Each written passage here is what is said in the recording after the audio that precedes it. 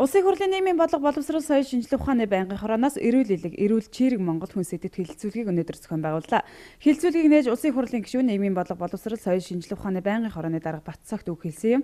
Өнөөдрийн байдлаар манай улсад 750 мянган хүн архаг вирус гепатитийн халдвартай байна гэсэн статистик үзүүлэлт байгаа бөгөөд энэ нь элэгний хавдраар нас барсан иргэдийнхээ тоогоор Лаос, Египт, Вьетнам зэрэг улсаас 2-3 дахин их буюу дэлхийн дунджаас 8 дахин их гэсэн үзүүлэлтээр дэлхийд тэргүүлж байгаа юм а.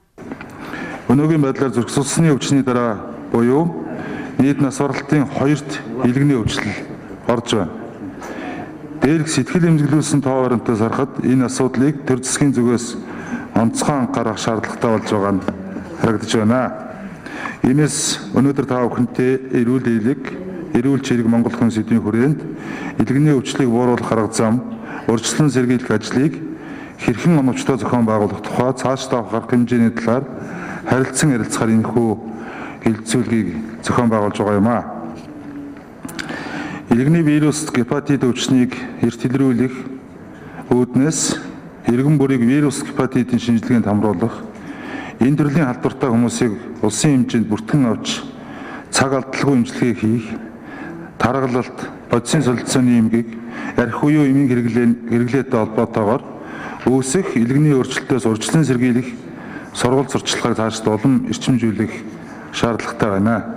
1990-ад оноос өмнө Монгол улсын хүн амын нас баралтын шалтгааны дотор амьсгалын замын болон хоол боловсруулах эрхтний эмгэг халдварт өвчин зорхиж байсан бол өнөөдөр зүрх судасны эмгэг хор тавдар осол гэмтэл давмгааж байна.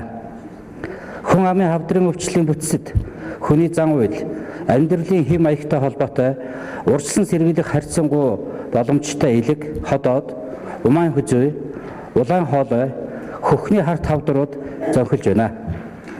2013 онд хавдрын өвчлөл хүн амын нас баралтын шалтгааны 2 дугаарт орж, түүний дотор элэгний хорт хавдрын нас баралтын тэргүүлэх шалтгаан болж байна.